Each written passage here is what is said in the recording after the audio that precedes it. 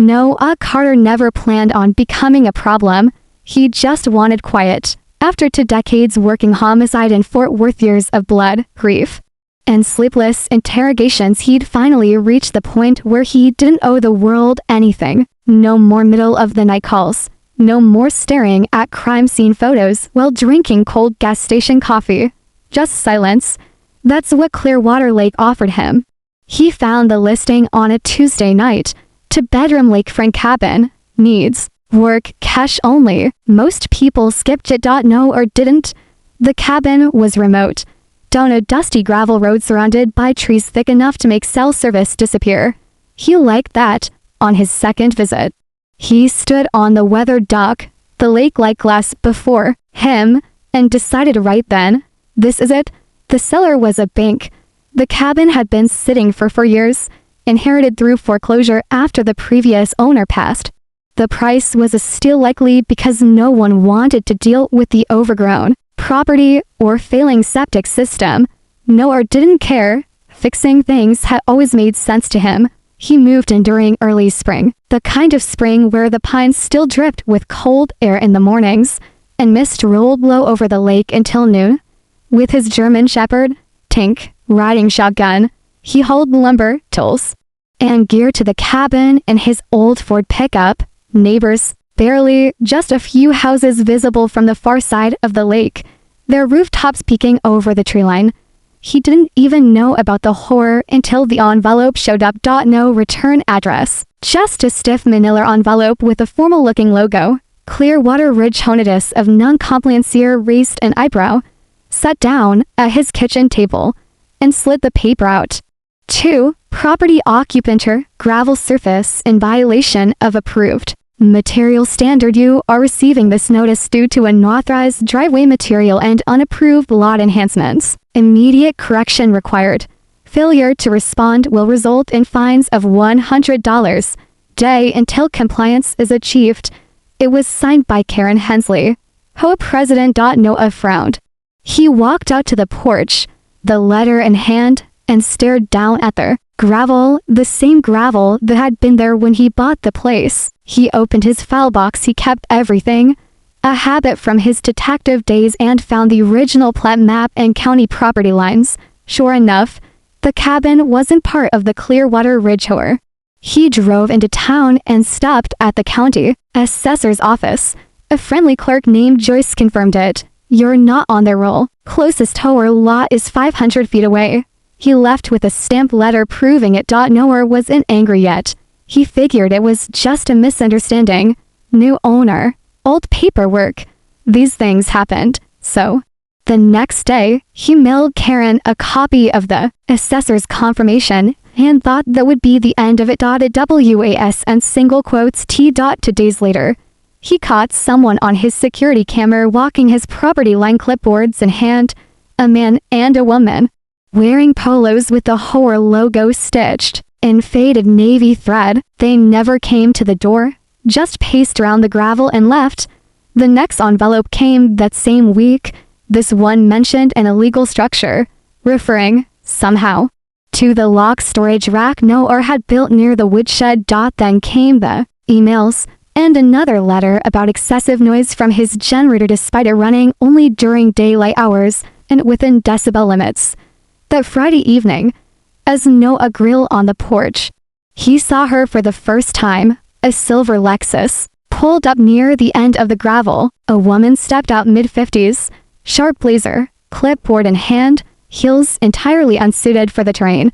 She didn't approach, just stood by the tree line, arms folded, tank growled low beside him. Noah raised a hand in greeting. She didn't wave back. She took a photo, then got in the car and drove away. He didn't know her name yet, but that was Karen Hensley, and that photo would be exhibit in the war she was about to start, a war she thought she'd win with rules and righteousness. She didn't know Noah Carter. Not yet. Karen Hensley didn't take kindly to being ignored. As HOA president of Clearwater Ridge, she saw her job as more than administrative. It was personal. She believed order was sacred, and anyone who didn't follow community standards was a threat to the image she'd worked years to protect. So when Noah Carter didn't respond with compliance or worse, responded with documentation, she doubled down. The next envelope included a final warning. It accused Noah of a dozen different infractions, not just gravel now, but also failure to submit property improvement forms, unauthorized exterior paint, chlorine registered pet on premises of commercial equipment in residential zone. Noah read an S. Illness. Tank, lying on the porch beside him, barked once at a bird in the tree. Apparently you need to be registered, Noah muttered. He didn't get angry. He took notes, locked each letter by date, scanned it into a folder, and recorded it in a spreadsheet. He'd learned long ago that emotion got in the way of evidence, and this wasn't the first time someone used petty power against the wrong guy. But Karen wasn't done playing queen. That weekend, Noah saw her again, this time, not just watching from the trees. She parked her SUV at the edge of the cabin's entrance and waited until Noah stepped outside. He met her calmly at the gravel. "You're in violation of our community's standards," she announced, tapping the clipboard like a gavel. "I'm not part of your community," Noah replied, holding up a fresh printout from the county. Karen glanced at the paper and didn't take it. "We held a boundary vote in 2021. This lot was annexed," she said with tight-lipped certainty. "Not according to the county," Noah answered. "Your annexation was never filed. You can't just redraw lines because you feel like it." Karen didn't blink. "This isn't about feelings, it's about uniformity. We can't have people doing whatever they want out here," Noah cocked his head. "So you're enforcing rules over land you don't own?" Karen stepped forward, heels grinding the gravel. "If you won't cooperate, we'll escalate. That's how things work here." Tank let out a low growl behind Noah. Karen looked at the dog with a flicker of disdain, then turned on her heel and left, without another word. 2 days later, the drone arrived. It buzzed overhead in the early morning light, a faint mechanical hum rising above the trees. It hovered over Noah's dock, circled his truck, dipped low enough to trigger the motion sensor lights on the cabin's porch. Noah didn't touch it. He just watched, observed, then used his old Nikon to snap photos of the drone's serial number from underneath as it paused over the yard. He had a good idea who it belonged to. A quick visit to the local sheriff's station confirmed it. The drone was registered to Greg Hensley, Karen's brother-in-law, listed under the Clearwater Ridge HOA Security Oversight Committee. There was no such committee, at least not legally. Noah didn't file charges, not yet, but he submitted a formal notice through the sheriff's office. No trespassing, no drone surveillance, and no unauthorized entry. When Karen received the report, she wasn't rattled. She was furious. She called a board meeting the next night. The 4 other HOA members, half of whom had never even seen Noah's cabin, nodded along as she waved photos and spoke with carefully rehearsed rage.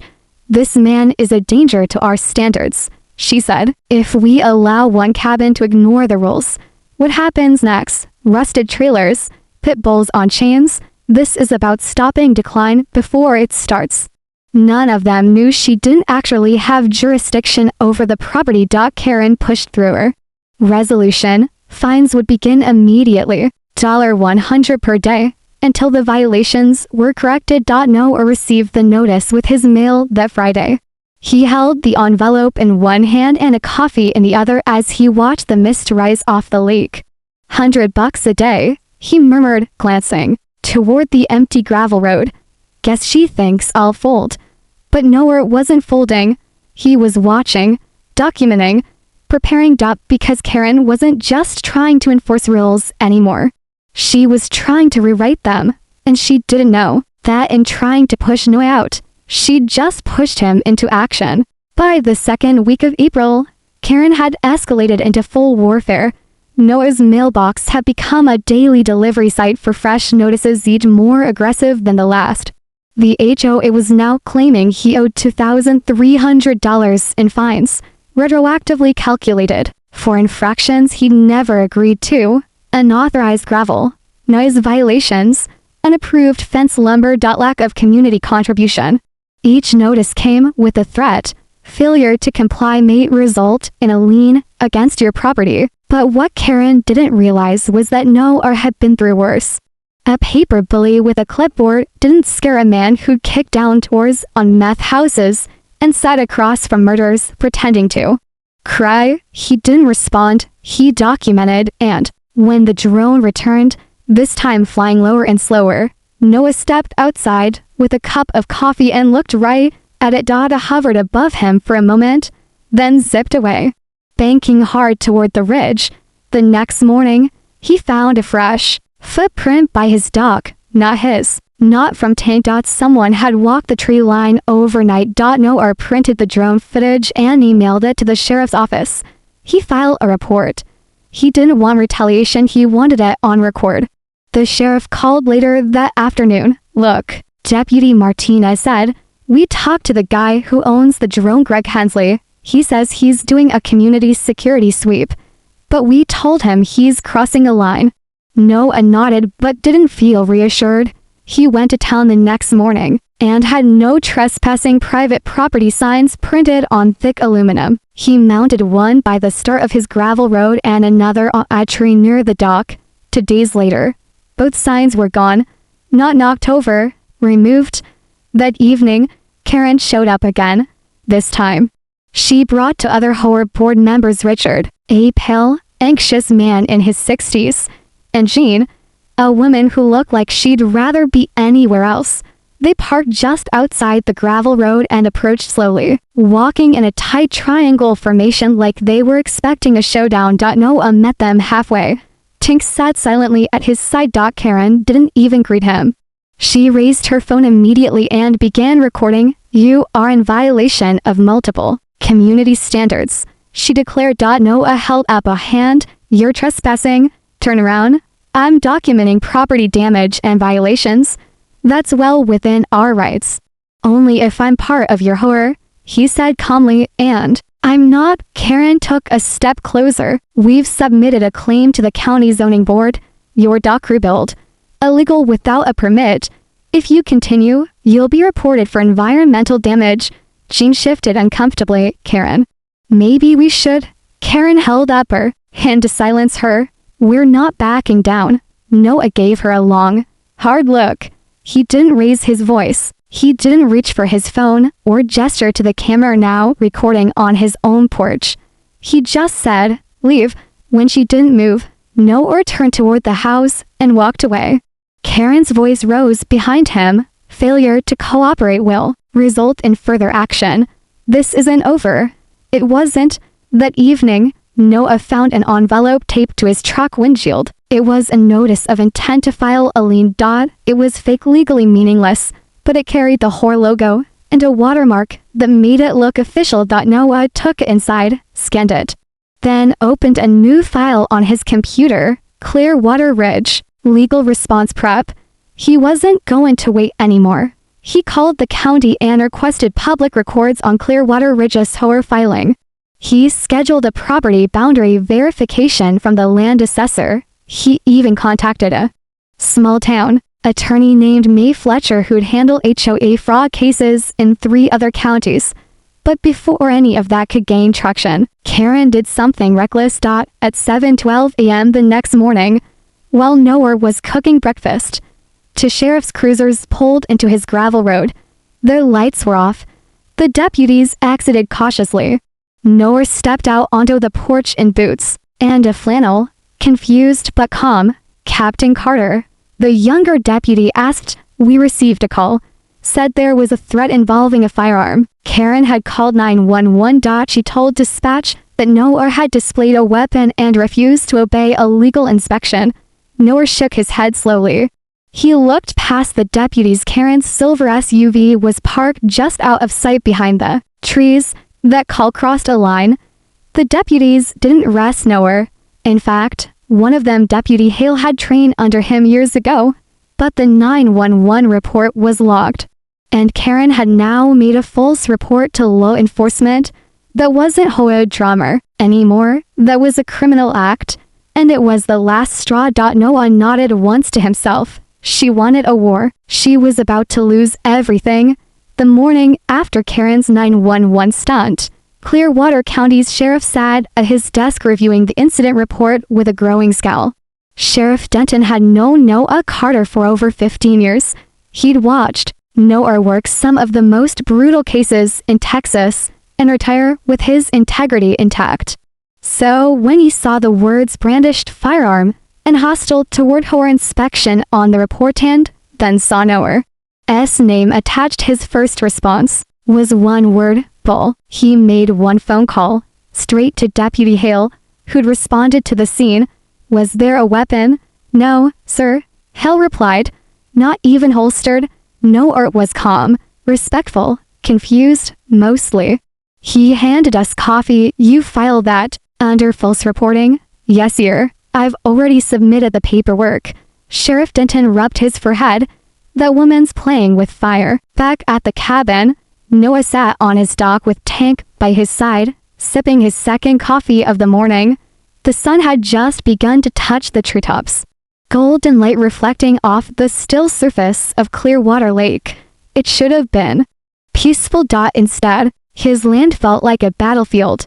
He'd grown used to watching his six, even after retirement. But this was different, more invasive, more personal.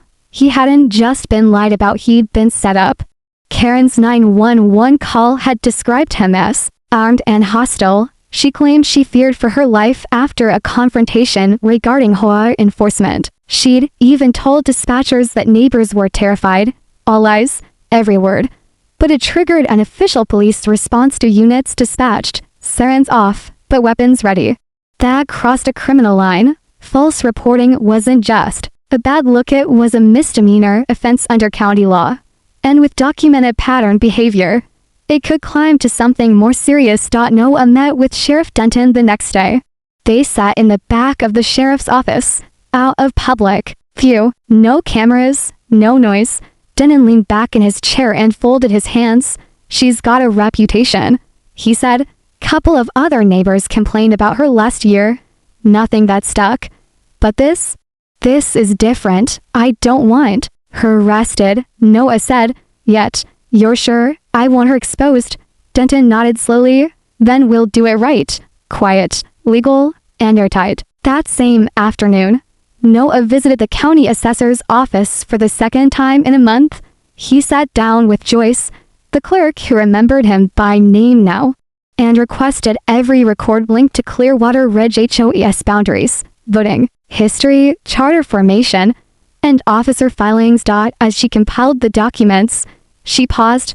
Did you know the boundary vote in 2021 is flagged? She asked. Noah leaned in. Flagged how? There were 2 duplicate property signatures, she explained, and 3 names on the vote list don't match any tax roll data. Fake votes.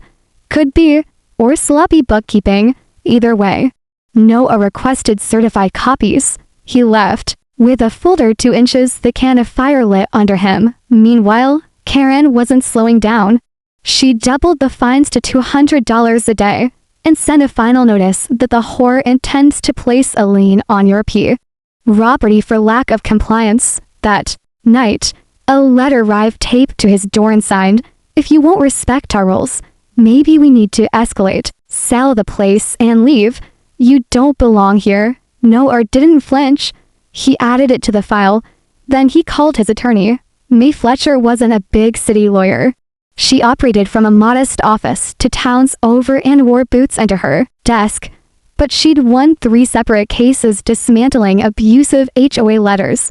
When Noah explained what was happening, she didn't ask for dramatic stuff, she just asked for facts. And Noah had plenty of those. May reviewed his file drone footage, boundary maps, email exchanges, police reports. The false 911 call. Ann leaned back in her chair. I've seen worse, she said, but not by much. This woman thinks she's above the law. She thinks she's the law. Noah corrected. May nodded. Then let's remind her who actually is. The next week, Noah barely left his property because he didn't have to. Every hour brought a new piece of the puzzle into focus. Karen thought she was tightening a noose. In reality, she was drawing the shape of her own downfall. Monday morning, started with a bang. Literally. Nowhere was in his shed, replacing a cracked dock plank. When the county zoning inspector showed up unannounced, a man in a neon vest, clipboard in hand, climbed out of a white county truck. "You know a Carter?" the man asked. "That's me. Got a report that you're doing unpermitted structural work." "No," or exhaled through his nose. "Lemma guess, from Clearwater Ridge." The inspector nodded. "Uncomfortable. Says here you added a boat lift and regraded shoreline without environmental clearance." "Come take a look." Noah showed him the dock what he was replacing. Not expanding, no machinery, no lift, no shoreline change. Just a man fixing boards so they wouldn't rot out and dump him into the lake. The inspector scribbled notes, took a few photos, and apologized before he left. Noah didn't take it personally. The inspector was just doing his job. But Karen had gone too far. She'd reported him to zoning, sent a lien warning, and called 911 in the span of 2 weeks, and now she'd started something she couldn't control. That same afternoon, Mae Fletcher filed an official cease and desist against Clearwater Ridge HOA, citing harassment, abuse of power, and criminal defamation. She CC'd the sheriff, the zoning board, and the county's legal department. It was like throwing a match on dry grass. Karen received the letter via courier. Her response came not in words, but in action. By Thursday, she called an emergency HOA board meeting inside her living room, surrounded by framed rules, gold plaques, and neatly arranged HOA manuals. Karen ranted like a general preparing for war. "This man is dangerous," she said. "He's retaliating with lawyers and lies. He's trying to destroy everything we've built." "Karen," said Richard, the vice president, nervously adjusting his glasses. "You said his cabin was under HOA jurisdiction." "It is. He has county documentation saying otherwise." Karen's voice turned icy. "County records aren't always current. We voted to annex the lake properties in 2021. Jean, who'd been quiet for most of the meeting, finally spoke. "But the vote, I never saw the official count. Was it ever filed?" Karen's eyes narrowed. "We submitted the forms. I took care of it." There was a beat of silence too long to ignore.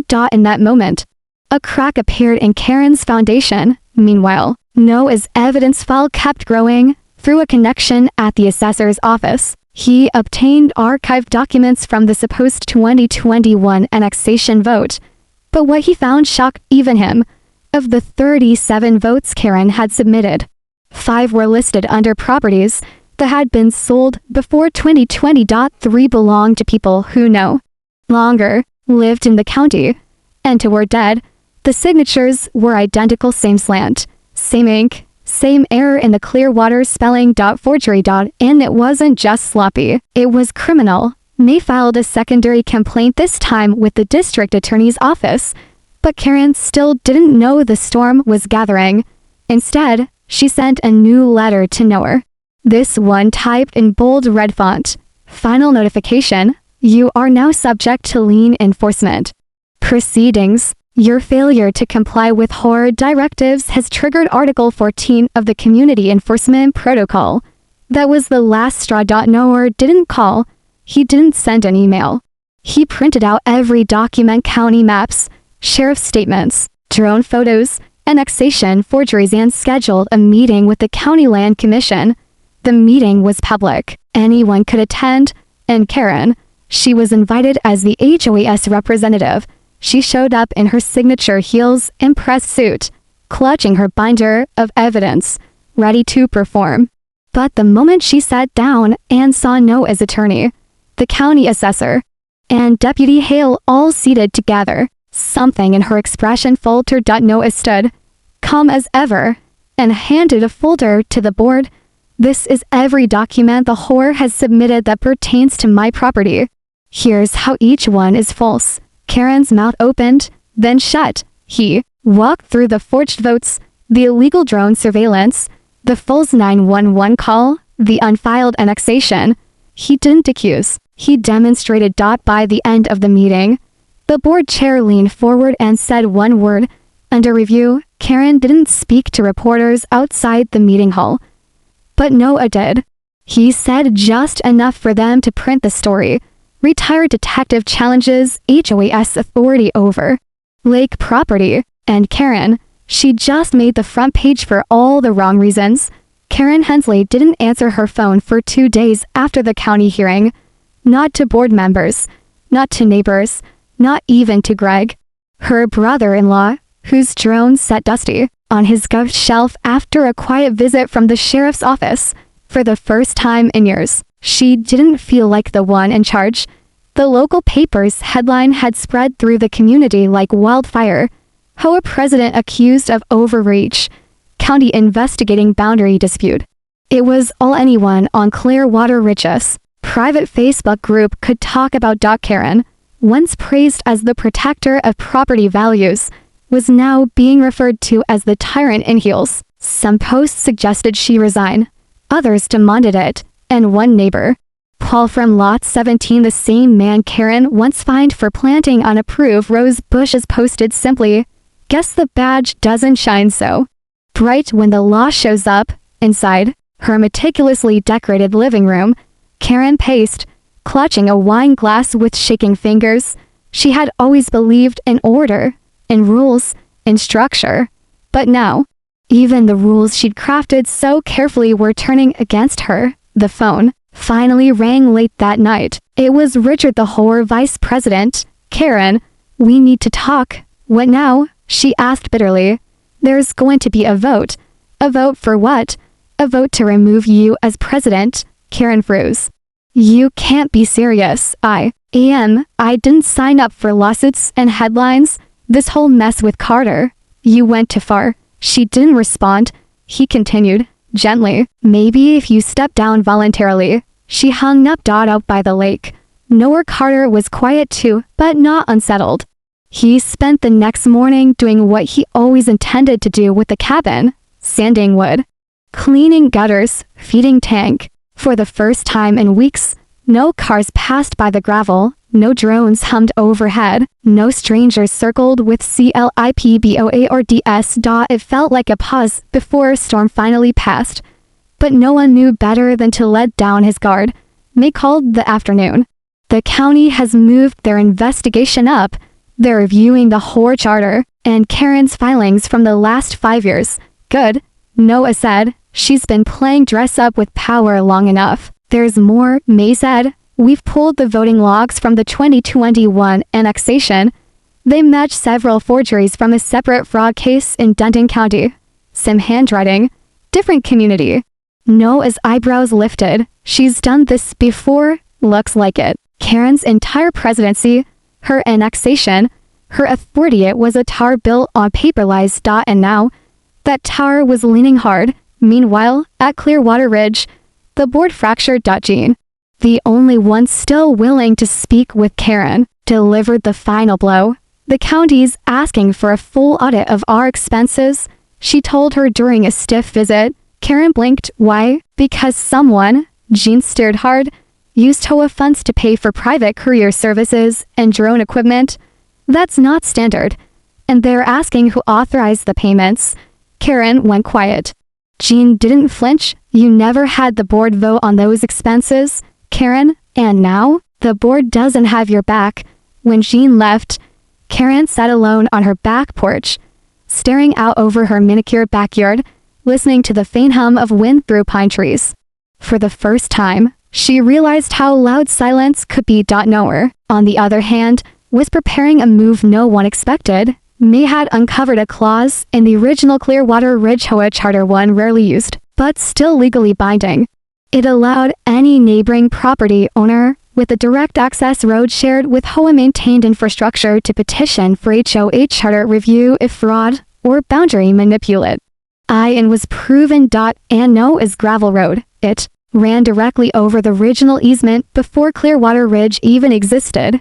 He wasn't just building a defense anymore. He was preparing a motion to dissolve the HOA's power over his access point entirely. If approved, the HOA wouldn't just lose their fight over Noah's property. They'd lose jurisdiction over the entire private road leading into the community. And without control of the main road, they'd lose their budget. Their leverage. And their horror, Karen had no idea. She thought she was bracing for legal battles and public shaming. What she didn't know was that Noor was about to take her horror from her legally, surgically, and with the same quiet precision she once mistook for passivity. Because Noor Carter wasn't just defending his land anymore.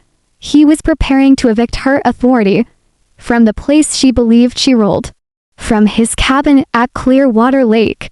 The county meeting room wasn't fancy, just beige walls, an old clock ticking too loud, and fold-out chairs that squeaked whenever someone shifted. But what happened inside it on a Thursday morning would unravel years of Karen Hensley's control. Like a thread pulled from a tight sweater, Noah sat calmly at the end of the long table.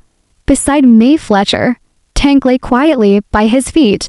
Across from them were two county officials, a representative from the Land Commission, and a court recorder. The seat reserved for the Clearwater Ridge HOA was conspicuously empty until Karen swept in, late and flustered, binder under one arm and a forced smile plastered across her face. She nodded to the officials like a seasoned politician, but her eyes barely glanced at Noah. She was trying to project confidence. She didn't know yet that the script had flipped. County Commissioner Will Jacobs opened the hearing. We're here to address a dispute regarding the jurisdictional authority of Clearwater Ridge HOA over parcel number 471 Lakeview Cabin Lot. Karen immediately leaned forward. The HOA lawfully annexed that parcel in 2021. We have voting records. Jacobs held up a hand. Mrs. Hensley, we've reviewed your annexation filings. We'll address that shortly. But first, there's a more pressing matter. He turned to a folder and withdrew a printed document. May took over. We submitted this document last week. It's the original HOA charter for Clearwater Ridge, dated 2006. It outlines the procedure for electing a board president, including term limits, election frequency, and required board certification. Jacobs nodded. According to the charter, a formal election must be held every 2 years, with certified results filed with the county clerk's office. May looked directly at Karen. There is no such filing for any election in 2018, 2020, or 2022. Karen's expression flickered. That must be an oversight. The board voted. Jacobs cut in again. We contacted George Erickson. He's listed as the last certified HOA president in 2016. Karen blinked. George moved to Arizona. We reached him. He said he never officially resigned, nor appointed a successor. In fact, he said he was never notified of any upcoming elections after 2016. A hush swept the room. Noah sat perfectly still, watching, listening. May continued, cool and deliberate. So not only is the 2021 annexation legally invalid, but Mrs. Hensley has never held legitimate authority under the HOA's own founding charter. Every fine, every action, every letter she's issued in the past 5 years was signed under false authority.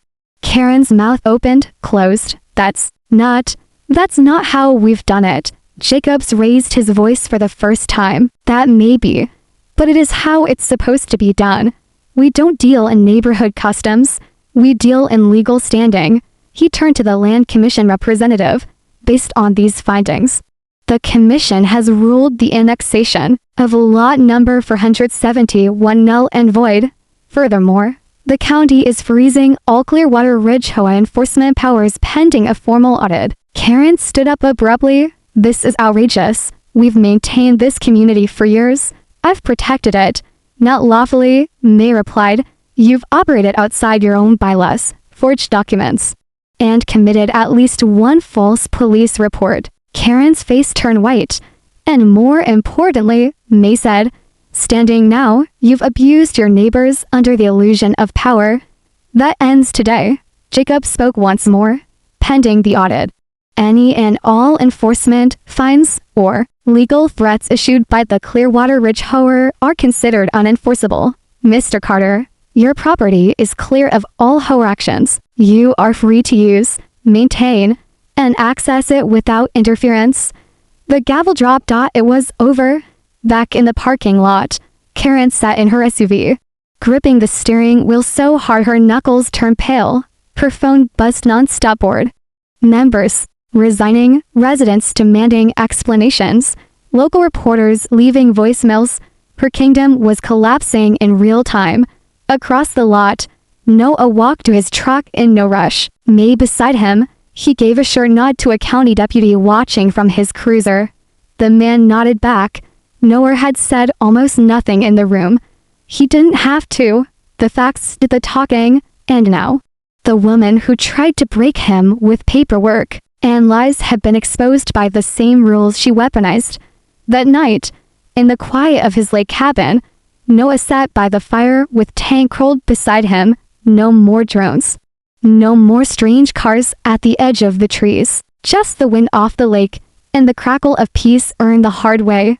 He poured himself a glass of bourbon, raised it once in silence, and let the past weeks settle like dust.